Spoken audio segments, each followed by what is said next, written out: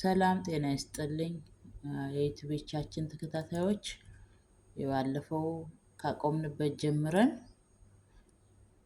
የፊደሎችን ትርጓሜ እነግራችኋለሁኝ። ባለፈው እሰ ላይ ያቆመናል። ስለዚህ ከሰ እስከ ሶ ከረ እስከ ሮ ያለውን የእያንዳንዳቸውን የፊደሎች ትርጓሜ እነግራችኋለሁኝ። ከወደዳችሁት ላይክ እና ሼር በማድረግ ቤተሰብ ይሁኑን። ኦኬ ሰ ማለት የሰ ትርጓሜው ሰ ማለት ሰረቀ በስጋ እምድንግል እምድንግል ማለት ነው። ሰ ማለት ኦኬ። ሱ ማለት ደግሞ ሱ ማለት መንበረ ንጉስ ማለት ነው።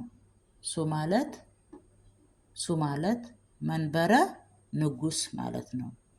መንበረ ንጉስ ማለት ነው። ሲ ማለት ደግሞ ሲመተ መላእክት ማለት ነው። ሲ ማለት ሲመተ መላእክት ማለት ነው። ሲ ማለት ሳ ማለት ደግሞ ሳ ማለት ሳህለ ወርትዕ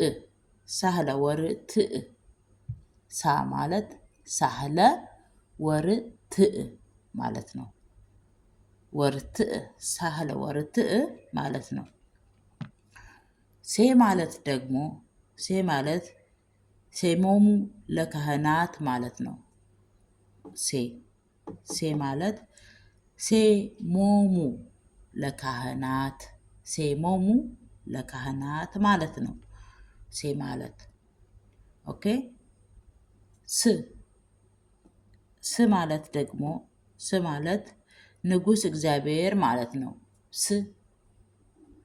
ስ ማለት ንጉስ እግዚአብሔር ማለት ነው። ስ ማለት ንጉስ እግዚአብሔር ማለት ነው። ሶ ማለት ደግሞ ሶ ማለት አንግሶ ለአዳም ማለት ነው። ሶ ማለት አንግሶ ለአዳም ማለት ነው። ሶ ማለት ረ ማለት ደግሞ ረግአ ሰማይ ወምድር ጥበብ ማለት ነው። ረ ማለት ረግአ ሰማይ ወምድር ጥበብ ረግአ ሰማይ ወምድር ጥበብ ማለት ነው። ሩ ማለት ደግሞ በኩሩ ለአብ ማለት ነው። ሩ ማለት ምን ማለት ነው? ሩ ማለት በኩሩ ለአብ ማለት ነው። ሪ ማለት ዘይሰሪ አበሳ ማለት ነው። ዘይሰሪ አበሳ ማለት ነው። ሪ ማለት ዘይሰሪ አበሳ ማለት ነው። ራ ማለት ጌራ መድኃኒት ማለት ነው። ራ ማለት ጌራ መድኃኒት ማለት ነው። ሬ ማለት ሬስ በእርሱ እግዚአብሔር ርእሱ እግዚአብሔር ሬ ማለት ማለት ነው። ሬስ ርእሱ እግዚአብሔር ማለት ነው። ር ማለት ደግሞ ርግብ መንፈስ ቅዱስ ማለት ነው። ይቺ ፊደል ር ማለት ርግብ መንፈስ ቅዱስ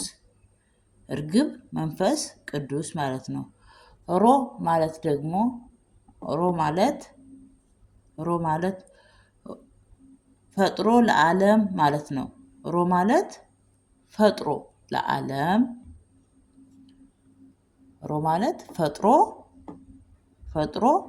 ለዓለም ማለት ነው።